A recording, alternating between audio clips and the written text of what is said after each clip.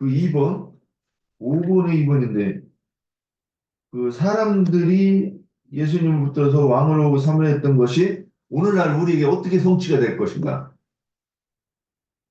이거 우리한테 적용이 돼야 되잖아요. 베세다 광야에서 예수님을 잡아서 왕으로 삼으려고 했을 때 이유가 있었죠. 죽임을 면하려고. 그럼 오늘날도 우리가 신앙생활하면서 이게 그 좀 오해하면 예수님을 우리도 나의 왕으로 삼으려고 하는 오해한 그 어떤 신앙 행위가 있을 수 있지 않겠느냐 지금 그 얘기를 하는 거예요. 그러니까 그거를 한번 적용해 보자 이거죠. 우리한테는 어떤 이런 일이 있을 수 있겠는가? 그래서 이게 이 부분이 제가 여기 우리 건기름 붓는 집에 오기 전에 이제 그 전에 이제 선생님 얘기를 이제 가끔 하지만 거기서 이렇게 우리가 말씀을 이런 진짜 기독교계에서 말도 안 되는 그런 말씀의 수준에서 정말 눈이 다시 떠여지는 그런 경험을 거기서 하게 됐지만 이제 그래서 그 무리가 이제 점점 이제 뭐라 그럴까 커지고 이제 잘 나가겠다 이렇게 싶으니까 미국에도 이제 진출해보고 싶은 그런 야망도 들어오고 책도 이렇게 이제 편집을 해서 이렇게 뭐 그런 이제 구상들이 막 늘어났던 거예요. 그리고 어 이제 그 당이라는 거 그거 저 교계라는 그거 이제 뭐 장로교 뭐 감리교 뭐 이런 교단 자체가 이제 또 성경하고는 잘못된 거다. 이제 그러니까 우리는 이 말씀을 배우고 이 말씀을 이제 가르침 받는 우리끼리의 그 이제 그 교단이 필요하다. 그래가지고 그게 당이 잘못됐다 그러면 그거 당을 완전히 없애야 되는데 새로운 이제 그거를 만드는 거예요. 새로운 그거를 만들고 이제 점점 그러니까 야망이 왜 이 무리가 잘 안 됐으면 그런 일도 없었겠죠. 그런데 이제 이 무리가 강성해지고 막 잘 되는 것 같고 이러니까 이제 그런 야망들이 하나씩 하나씩 이제 막 자꾸 생겨나면서 그러면서 이제 결국은 하나님이 이렇게 흩어버리시는 그런 일까지 가게 됐고 또 하나님이 흩어버리셨으면은 또 이제 거기서 깨달아야 되는데 또 이제 막 거기서 이제 뭐 또 막 자기 말을 들을 것 같은 사람들을 또 불러내서 이제 그때부터는 본격적인 그 사람의 속의 것이 막 이렇게 나오더라고요. 그러니까 아까도 뭐 제가 뭐 기독교계의 예를 이렇게 들었지만 우리한테도 그런 예수를 통해서 예수를 팔아서 이렇게 내가 잘 되고자 하는 내가 영광 받고자 하는 그런 것들이 다 있다고 그렇게 생각이 되어져요. 참 그 얘기 듣고 보니까 우리 그 모임이 꼭 여리고성 그 사건하고 비슷했던 것 같아요. 완전히 이 성을 헐어버렸는데 또 그 문짝을 또 다시 다루려고 짓겠죠. 그렇게 애를 써요 또 거기 이 히엘 마냥 그 문짝을 세우려고 지금도 또 모여가지고 문짝 세우고 지금 하고 있어요. 그런데 그렇게 얘기를 들었는데 그러니까 얘기 듣다가 보니까 꼭 여리고성 얘기네 이 생각이 들었어요. 그때는 그 많은 무리들이 이제 다 흩어지고 이제 소수가 되었고 이제 또 뭐 이렇게 이것도 이제 자기가 이제 놓치면 안 되겠다 싶으니까 그 말씀을 팔아서 말씀으로 이제 뭐라 그럴까 이렇게 겁탈하는 거죠. 막 이제 이 말씀을 너가 어디 가서 들을 수 있겠느냐. 이제 좀 자기 비에 안 맞으면 자기 말을 안 들으면 이 말씀을 이제 안 나눠줄 것 같은 그런 협박을 이렇게 하는 거죠. 그렇게 되더라고요.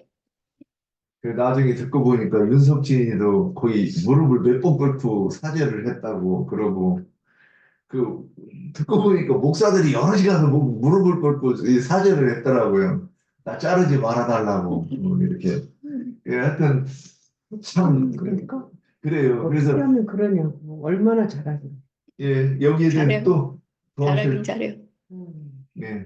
그러니까 우리가 이 참 진리의 말씀 모를 때는 문제는 좋죠. 거기가 이게 또 말을 두 번 나눈 거. 거기가 다인 줄 알잖아요. 그래서 전도할 때도 우리가 나가서 전도할 때도 하나님을 믿으라.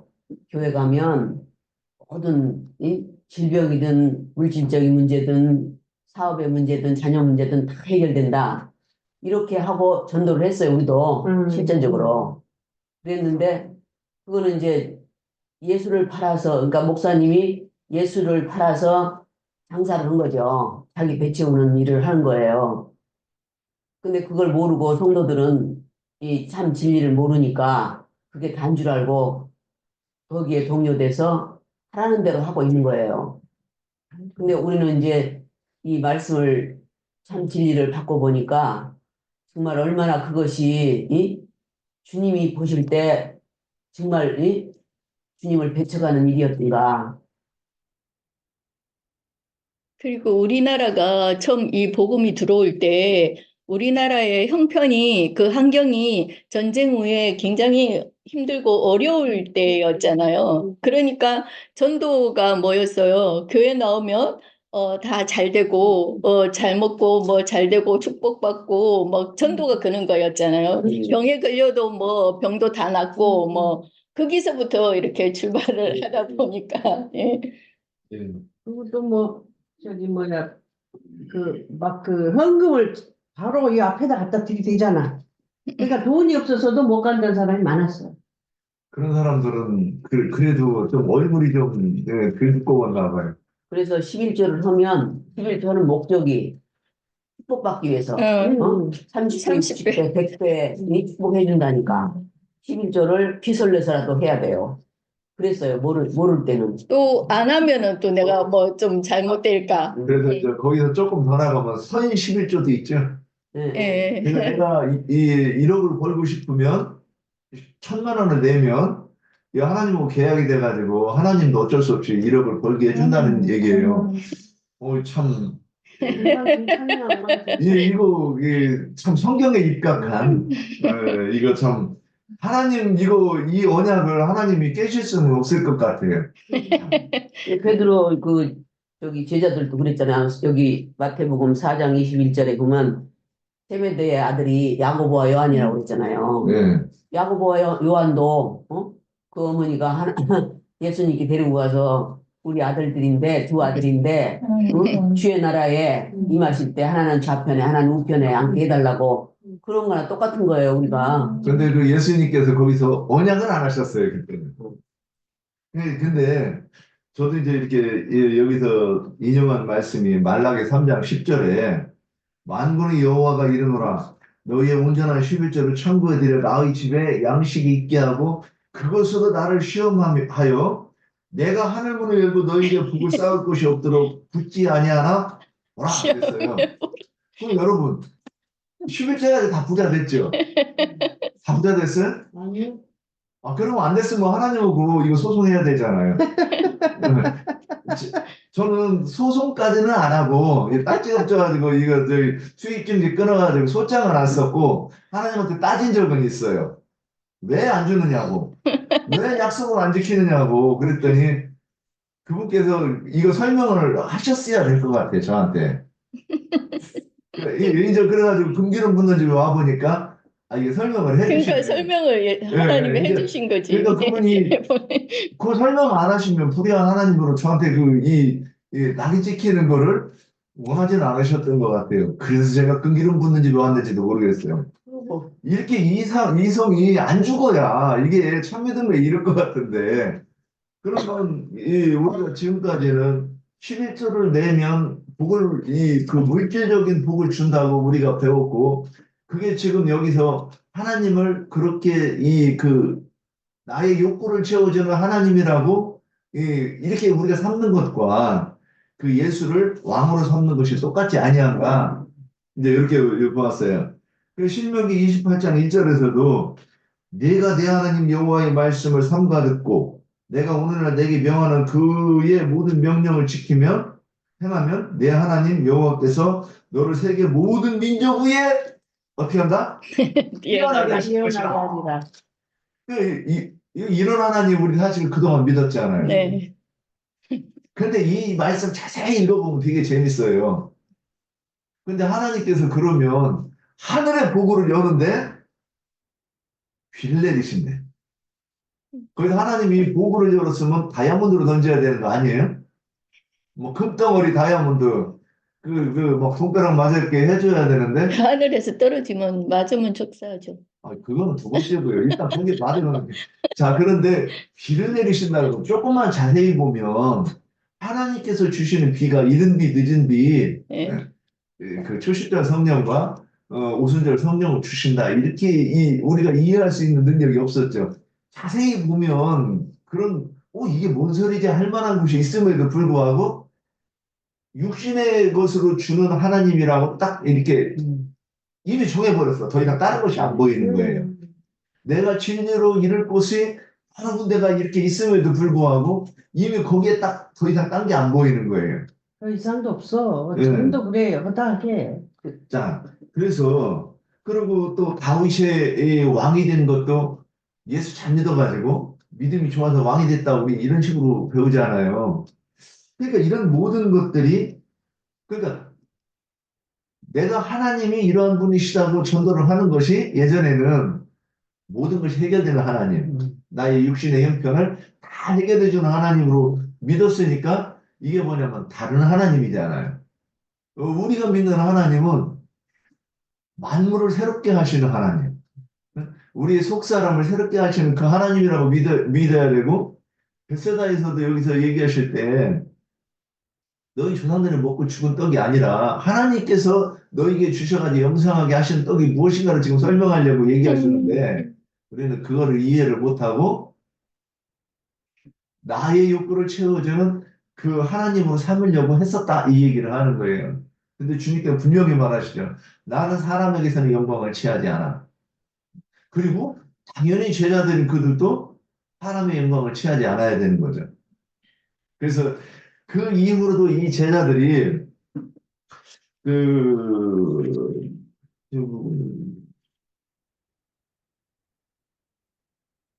몇 장이더라? 변화산에서 내려오셔가지고 제자들이 먼저 내려왔어요. 그래서 제자들이 먼저 내려왔는데 그 그 간질병 걸린 그 아들을 고쳐달라고 할 때 못 고쳤어요. 그래가지고 예수님이 책망 들었죠. 예수님께 내가 언제까지 너희와 함께 있을 것인데 그러면 그 이후에도 제자들이 이런 일이 많이 생기죠. 그 베드로는 또 이 일 이후에도 앞으로 두 번에 더 오늘도 나를 오라소서 그랬을 때 들어갔다가 바로 물에 빠져가지고 죽을 뻔했잖아요. 그런데 저는 그 그림이 이렇게 그려져요. 나인님이 강론을 이렇게 쭉 들으면서 그때 이렇게 묘사를 하시는데 전에는 그게 안 보였었는데 그 배에 있던 그 11제자가 베드로가 물에 빠져가지고 물 먹고 죽을 뻔했는데 건져가지고 축 처져가지고 올라왔을 때 얼마나 속으로 고소해가면서 비웃었을까. 저렇게 나대더니 아유 꼴 좋네. 아니 도대체 얼마나 높아지려고 그러는 거야. 그리고 지 혼자만 높아지려고 막 이러지 않았겠어요? 나부터도 그렇게 했겠더라고. 그런데 그런 이 부끄러움을 당하면서 이제 계속 이 변화되어 가는 그런 과정을 이렇게 볼 수 있는데 그 마지막에는 이 사람들 다 주님을 부인해도 나는 주님을 따르겠습니다. 그 같이 죽겠다 그 얘기인데 그때 제자들이 뭐라고 그랬어요? 다 그렇게 했다고 그랬어요. 근데 예수님이 그 죽는 순간에 3번 부인하고 한 제자는 혼이불 같은 걸 둘러쓰고 있는데 너 제자리로 딱 잡으니까는 에그머니하고 도망갔는데 알맹이만 도망갔다는 거잖아요. 얼마나 민망했는데 그러니까 그걸 누군지는 안 써놨는데 그 제자는 나중에 그 생각을 하면 얼마나 얼굴이 붉어졌을까. 근데 이게 뭐냐 그들이 아직 장성하지 못하고 온전함에 이르지 못해서 지금 이랬다는 것을 그래서 그거를 붙여야 되고 또 장성함 온전함으로 나가야 되는 것을 계시하기 위해서 이렇게 하지 않았는가. 근데 여기 하나 덧붙이고 싶은 거는 우리도 신앙이 이렇게 신앙생활이 온전함에 이르기가 이렇게 어려운 거잖아요. 그렇죠. 어렵죠. 어려운 건데 어, 내가 운전한지 안 운전한지는 하려면 그래서 기도하라고 했잖아요. 그래서 내가 내 소원이 이거라고 그러는 거 아니는 걸 어떻게 하느냐? 정말로 이 말씀 붙들고 가야 되는데, 근데 그게 우리가 오해하면 여기 와서 금기름 붓는 집에서 말씀 듣는 것만으로 이미 여기서 다 된 건 줄로 이렇게 생각하고 말할 수도 있다는 거죠. 이게 건너먹는 건데, 이렇게 건너먹는 거를 잘 인식하지 못할 수 있지 않는가 해가지고 좀 한번 이렇게 염려스러워 한번 덧붙이는 거예요. 그래서 참 오랜 시간이 걸려서 저 같은 경우는 여기 오는데 40년이 걸렸고 여기 이제 또 이렇게 말씀 듣는데 10년 이제 됐네요. 6년째 되니까 귀가 좀 열리는 것 같아요. 제가 이렇게 경험한 건 그래요. 그래서 여기 와서도 오랜 시간이 걸리고 그러니까 이 끝까지 겸손해야 되는데 그 겸손하기가 쉽지 않지 않는가 그 생각이 듭니다. 예, 여기 덧붙이실 말씀 있습니까? 예, 그러면 없으시면 시간 적당하게 끝났네요. 네. 나영재님께서 이 정리하시는 말씀 듣고 오늘 이 모임을 마쳤으면 합니다.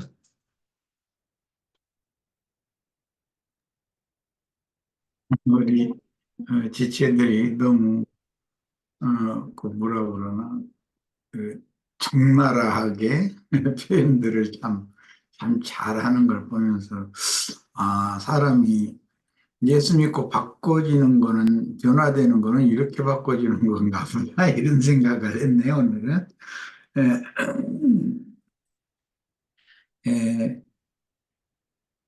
전도를 잘 할 수 있으려면 음, 표현을 잘 할 수 있는 사람이 되는 것이 그건 필수적인 거죠.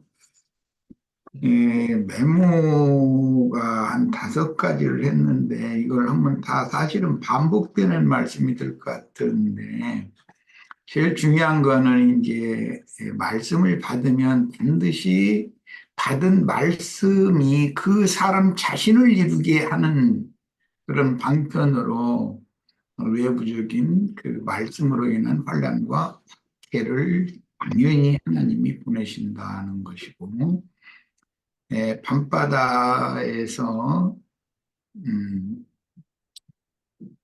그 예수님께서 그 바람과 파도를 타고 제자들의 타고 가는 그 이력 편주라고 할 수 있는데 그 배 쪽으로 이렇게 걸어오시는 그런 모습을 통해서 노아의 때 그 방주에 탄 노아의 가족들 또 노아의 가족들로 인해서 구원받아야 되는 정하고 부정한 짐승들 그들을 책임져야 하는 노아의 가족들 이런 것을 연상하게 하고 요즘에 우리는 지금 이제 민수기 말씀을 마침 나누는데 이게 이제 같이 맞물려 들어가는 그런 생각을 하게 됐어요. 애굽에서 고역을 하며 긴 시간을 지내다가 너무 힘들고 고통스러우니까 그들의 조상의 하나님 앞에 이제 호소를 했고 하나님께서는 마침 이제 그게 때가 찼기 때문에 그런 이제 고역을 주는 그 바로를 일으켜서 그렇게 하신 것인데 이것은 세상의 이치로 봐도 임신을 하면 출산을 하는 날은 호련히 당연히 정해져 있고 이르게 마련이에요. 그러면은 예, 출문을 해야 되기 때문에 그러는 건데 그때 그 고센 땅에서 유월절을 먹고 급히 출발해서 홍해 바다를 건너서 이제 기독교식으로 자면 바로 천당 중대로 가야 되는데 가나안 땅으로 바로 가는 것이 아니라 중간에 그 광야라는 고난받는 필수 과정을 거치게 하기 위해서 말씀을 받는 것도 그 광야의 그 신의 산에서 말씀을 받는 것이거든요. 그래서 그 말씀을 이제 받으면 바로 이렇게 직진해서 약속의 땅으로 들어가게 해주셔야 되는데 그렇게를 않고 38년 동안을 그 신 광야 그 주변을 이제 맴돌면서 광야의 연단을 아주 뭐 속된 말로 아주 죽살이를 치게 만드는 거죠. 그들이 그 말씀을 맡은 자들이 아니면 말씀을 받은 자들이 아니면 그런 과정이 필요가 없죠. 그래서 이제 요즘 마침 말씀을 나누는 것이 에, 이삭의 육적인 형인 이스마엘 족속이나 야곱의 육적인 형인 그 에돔 족속이나 아브라함의 조카 롯 족속이나 이런 사람들은 애굽에 내려가서 그렇게 세상신 마귀에 의해서 혹독한 시험을 받은 적이 없어요. 이제 그들에게 이런 말씀을 공유를 하고자 해도 안 통하는 것이 기본이 여기에 있는 거예요. 기초가. 세상에서 믿기 전에도 세상에서 어마어마한 그런 시련과 고생을 해본 적이 없기 때문에 하나님을 찾을 필요가 없었던 거예요. 하나님을 뭐 찾을 필요가 있나요? 그들이 믿는 신이라는 것은 뭐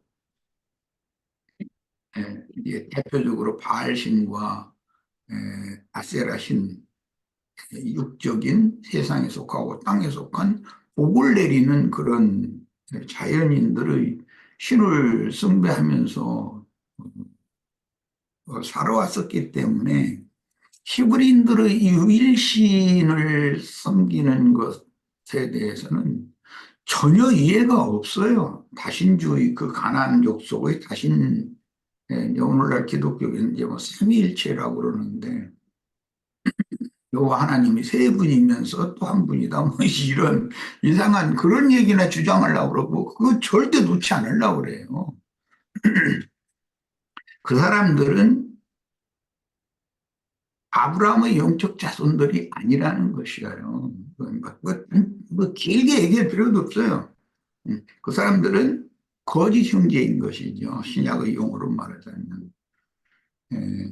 이스라엘의 형제인 것 같으나 다 육신에 속한 자들이고 성령은 없는 자들이다. 그러니까 그들의 길은 가인의 길에 행하는 자들이다. 이제 신약에서 이렇게 설명을 했는데 요즘 우리 지금 곧 이제 21장 민수기에 넘어가면 1절 어제 내가 일부러 거기까지 했어요. 아다랏길, 종탐길로 가는 이스라엘과 왕의 대로로 통행하는 것이 일상생활이 되어진 에돔 족속이나 모압이나 암몬 족속이나 가나안 족속이나 이런 사람들과는 인생 행로가 다르다라는 것이에요. 정해져 있어요, 이거는. 그러니까 이런 점에 있어서 우리 형제 자매님들이 깊은 인상을 좀 받았으면 하는 그런 생각이에요. 말씀을 받으면 반드시 말씀을 맡은 자들은 사명을 받았다는 뜻이기 때문에 전도자가 되면 복음과 함께 고난을 받아야 되는 것이지 복음을 맡았으니까 사람들한테 군림하고 헌금 받고 부자 되고 잘 먹고 잘 살고 무기영화를 누리고 그렇게 가르치는 것은 이것은 성경과는 전혀 다른 방향, 다른 문을 통해서 다른 길로 가는 사람들이 하는 말이거든요. 그러니까 이제 뭐 이미 세상 사람 아닌 아주 유명한 조화무게라는 그런 분들의 신앙, 그런 관념이 오늘날 기독교계에 그냥 팽배해 있는 거예요. 그게 너무 당연한 가르침이라고 생각해요. 그들은. 아니, 요단 동편에서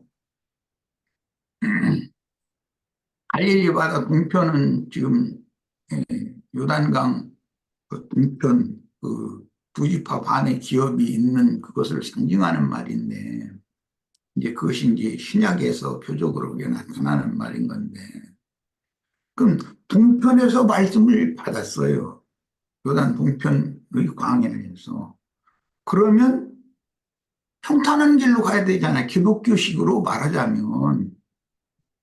그런데 주님께서 서편으로 가라 그랬어요. 이제 그건 이제 모세의 사역은 끝났고 여호수아의 사역이 시작되는 걸 상징하는 그런 상징이 지금 예수를 통해서 제자들에게 이루어지고 있는 거잖아요. 그럼 보내면 그 길이 평탄하고 아니란 길로 제자들 말씀 먹여놓고 나서는 바다 건너서 가라고 그랬으면은 평탄하고 아니란 길로 가게 해주셔야 봤잖아요. 기독교식으로 말하자면. 복음 같은 주님의 종들을 그 혹독한 밤바다에서 바람과 파도로 인하여 그 이력 편주가 막 뒤우뚱 이런 상태니까 제자들이 그 마가복음에는 굉장히 노를 줬다고 그랬어요. 교회를 세우고 교회를 앞으로 진보시켜서 약속의 천국으로 이렇게 인도해 간다는 게 그렇게 그냥 예배당 차려놓은 손님들이 꾸역꾸역 다 모여들어가지고 그냥 뭐가 잘 되고 그런 것과는 안 맞는 얘기잖아요. 벌써 성경 이야기는 완전히 반대되는 이야기잖아요. 제자들이 아무리 수고를 해도 보내신 이께서 바람과 파도를 제압해 가면서 그분이 물 위로 걸어왔다고 그랬어요. 바람 타고 파도 타고 오는 거예요. 그러니까 그분이 제자들을 보내셨을 때 바람과 파도도 그분이 보내신 것이고 제자들이 그 구약 성경의 모든 예표와 모형들을 완전히 깊이 생각하고 깨닫고 할 겨를도 없었어요. 살아남기 위해서 괴로이 노를 줘야 되잖아. 이게 배가 앞으로 저기 침몰할 유경에 처해 있으니까. 그런 고역을 다 시키고 나서 지옥으로 가는 그런 넓은 문과 천국으로 향하는 좁은 문이 어떻게 다른가. 지옥으로 가는 넓은 길과 천국으로 가는 좁고 협착한 길이 어떻게 다른가를 체험적으로 말씀만 받으면 입에서 달기만 해요. 그래서 내가 이걸 계속 우리 어떤 형제들 말씀 증거할 때 듣고 나서는 조심해라, 조심해라. 자꾸 경고를 하잖아요. 당겼다가 도리를 머릿속에 장비한 걸 가지고서 나는 다 됐다, 나는 섰다 이렇게 되면 큰일 난다. 소화돼야 된다. 말씀을 받으면 입에서는 달지만 뱃속에서는 쓰게 돼 있는 거예요. 그건 당연한 거예요. 이런 영적 체험을 하고 나서 파송을 받아야 그 사람들이 생명의 말씀을 전할 수가 있고 이제 누가 증거하는 세상에서 뭐 복 받아서 뭐 잘 살고 뭐 잘 되고 뭐 이런 얘기를 하면 그냥 귀를 긁어주는 말이니까 천연적인 사람들은 듣기는 좋죠. 예. 그러나 주의 보내심을 받은 말씀을 받아 먹고 완전히 소화해서 자신의 생명화가 된 이런 종들이 보냄을 받아서 증거하면 듣기가 어려운 거거든요. 예수님이 세상에 오셔서 하시는 말씀도 심지어 제자들도 이런 말씀은 듣기가 너무 어렵다. 누가 이 말씀 알아듣겠느냐 그랬다는 거예요. 그런데 귀가 열리고 눈이 열리고 마음에 빛이 충만한 사람이 되는 때가 와요. 자꾸 듣다 보면 거짓말이 진짜가 되는 것처럼 이제 그것은 거짓말이고 이것이 참 진리의 말이다라는 것에 대한 영을 분별하는 분별력이 오는 날이 있는 거거든요. 그렇게 돼야 되는데 애굽에 내려가서 그런 고생도 안 해봤고 6월절 먹는 것이 뭔지도 모르고 풍요 바다를 건너 나오는 것이 뭔지도 모르고 신의 산에 이끌어가지고 말씀 준다는 것이 뭔 뜻이도 모르고 그 다음에 38년 동안 뱅뱅뱅뱅 이렇게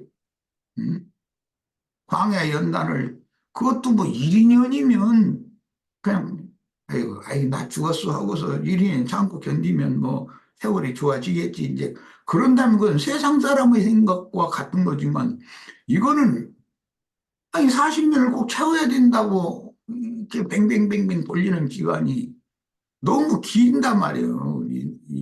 이런 전파를 해보고 말씀을 맡아가지고 추구를 해보면 나 인생 전 기간에 계속 이랬어야 이게 도대체 이게 뭔가 하고 정신이 하나도 없을 때가 있잖아요.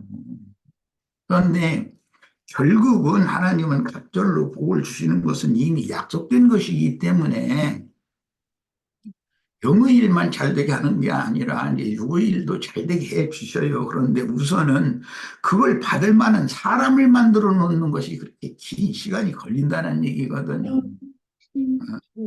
그러니 이제 오늘 우리는 이제 단편적으로 갈릴리 바다 건너에 가서 거기는 귀신의 땅이라고 그러죠.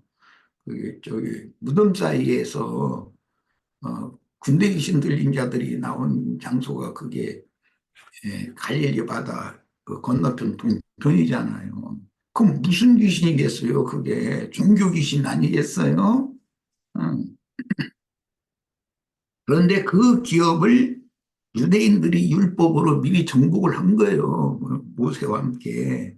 그런데 그 기업은 이방의 충만한 수가 즉 요단 서편이 완전히 정복이 되면 그들을 회복시켜서 다시 그들을 거기로 돌려보내서 그걸 기업으로 이제 받게 해준다고 이 약속이 돼 있는 그런 땅이에요. 그런데 예수님 오셨을 때 거긴 귀신의 땅이에요. 귀신 들으셔서거든요. 이건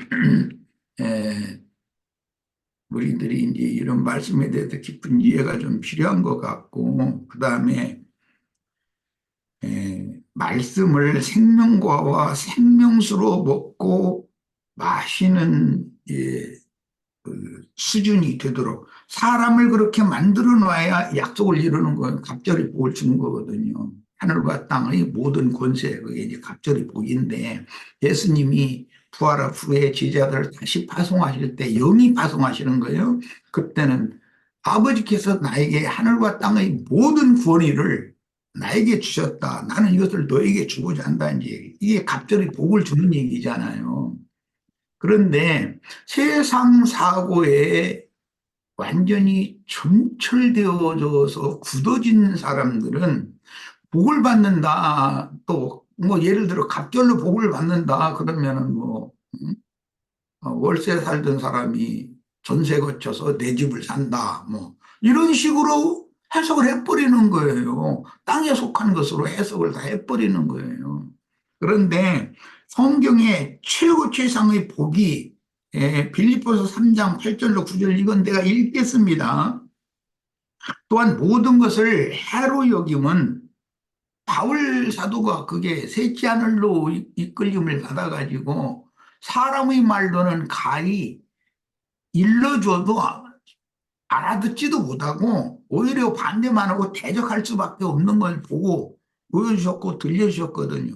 이제 계시록에서는 요한을 그렇게 이리로 올라오라 해서 주님의 보좌 앞으로 이끌려서 이제 그걸 보여주시고 들려주신 건데 두 사람이에요. 예. 그런데 모든 것을 해로 여기는 것은 그렇게 귀한 것을 받았는데도 내 주 예수 그리스도를 아는 지식이 가장 고상하기 때문이다 이랬어요. 무슨 세상에서 돈 많이 벌고 뭐 사람들 많이 모아서 큰 예배당 뭐 해가지고 그래서 영광 받고 이런 것이라고 하지를 않아요. 내 주 바울이 알고 믿고 경외하는 예수 그리스도를 아는 지식을 얻는 거 이게 이제 이 지식이 생명의 지식인데 이게 가장 고상하기 때문이다. 내가 그를 위하여 모든 것을 잃어버리고 배설물로 여기면 그랬어요. 모든 걸 다 버리게 만든다는 거잖아요. 갑절의 복은 그럼 언제 받았는가? 바울이라는 사람이 이 생을 떠난 후에나 주는 게 그게 약속이에요. 이 생에서는 그런 기업을 주는 게 아니에요. 하나님의 약속이에요, 이게. 음. 그리스도를 얻고 그 안에서 발견들이 합니다. 이제 이랬어요. 이건 다음 일이잖아요. 이 생 다음 일이잖아요. 바울 사도가 그렇게 죽도록 평생을 그 고생을 했는데, 네로라는 그 로마의 황제 때 음, 감옥에 갇히게 됐고, 그 사실은 그 유라굴로 광풍을 지나는 이제 그게 이제 갈릴리 바다가 아니고 지중해 바다로 이제 확대된 거예요. 그건 세상을 전도해야 되기 때문에 그게 넓혀진 건데,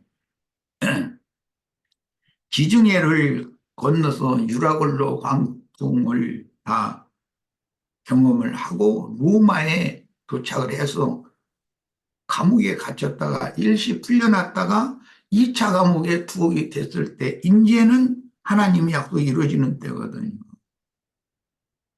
그리스도를 얻는 과정이 그렇게 있은 다음에 약속하신 갑절의 복을 바울이 이 육신의 장막을 벗어야 되기 때문에 그렇게 최후의 날에 비참하게 참수형을 당해가지고 죽은 거잖아요. 그 후로나 갑절의 복을 받는 거거든요. 하나님의 약속은 이 땅에서 주는 것이 아니다. 유대인들에게는 땅의 기업을 약속으로 주시지만 하나님의 종들은 땅의 기업이 없어요. 원래 율법에도 레위인들은 땅의 기업이 없잖아요. 하나님의 종들에게는. 이런 거에 대해서 깊은 이해가 좀 필요하겠다는 생각이 들렸고, 예, 제자들이 그때 당시까지만 해도 주님은 자꾸 난 예루살렘에 올라가서 매일 이번 6월절에는 난 장로들과 바리새인 서기관 율법사들 대제사장 무리에 의해서 박해받고 죽어야 된다. 그러나 내가 죽는 건 죽는 게 아니고 난 반드시 다시 산다. 이제 이런 얘기를 하셨는데 제자들은 그 얘기가 뭔 얘기인지 관심이 없어요. 3년 반 동안이나 집중적인 그 양육을 받은 제자들이거든요. 판다 소리가 주인 나라에 임하실 때 예수님이 이제 예루살렘에 이번에 올라가면 이제 왕이 될 거라고 생각했으니까 주님이 좌우편에 내 자식들한테 해주세요. 이러잖아요. 오늘날도 종교 지도자들이 세상 권력에 아부하잖아요. 바다 짐승들한테 땅의 짐승들이 아부해요. 그건 내가 뭐 구태 설명 안 해도 잘 알 거예요. 90% 이상, 기독교계의 90% 이상이 극우주의자들이에요.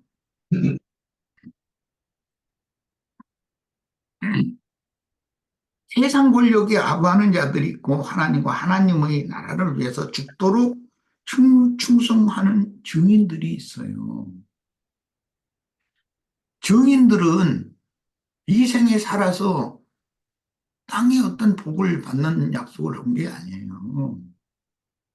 예수님도 인생 사는 동안에 아버지 보냄을 받아서 그 많은 연단, 시험, 반대, 해방 이것을 극복해내가면서 전도자로서의 생애를 아버지의 일을 수행을 하다가 죽고 장사되고 부활 승천한 다음에 하늘과 땅의 모든 권세를 나에게 아버지께서 주셨다고 재림하셔서 제자들에게 난 이제 내가 가지고 온 거 너희한테 줄 거다 그랬어요.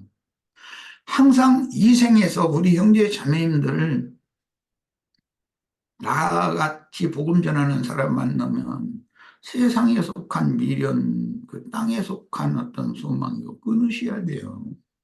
그것이 끊어지지 않으면 갑절의 복은 약속이 된 것이지만 그걸 받을 길이 없어요.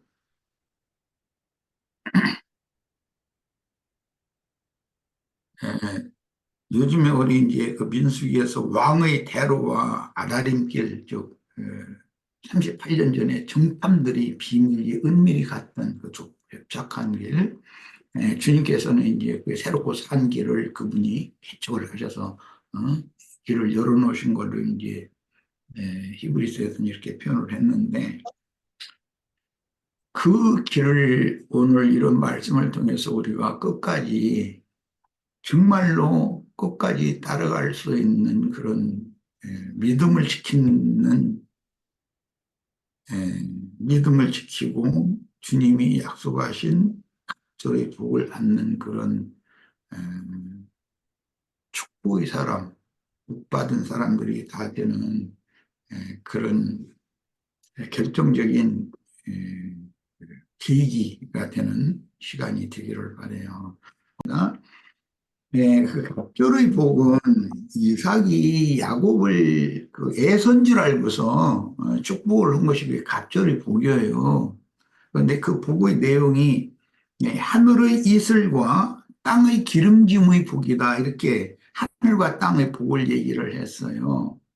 하늘의 이슬이라고 한 것은 영적인 복을 말하는 것이고 땅의 기름짐이라고 하는 건 혼적인 말한 것이라 영만 잘 되는 것이 아니라 혼까지도 하나님의 영광에 참여할 수 있게 하는 그 복이 갑절의 복인 거예요. 괜히 또 갑절의 복 그러니까 야 이거 100만 원 있는데 200만 원 준다는 생각도 혹시 하도 사람이라는 이런 생각이 굳어져 있기 때문에 내가 이걸 메모만 해놓고 설명을 안 해서 참 질문을 했습니다.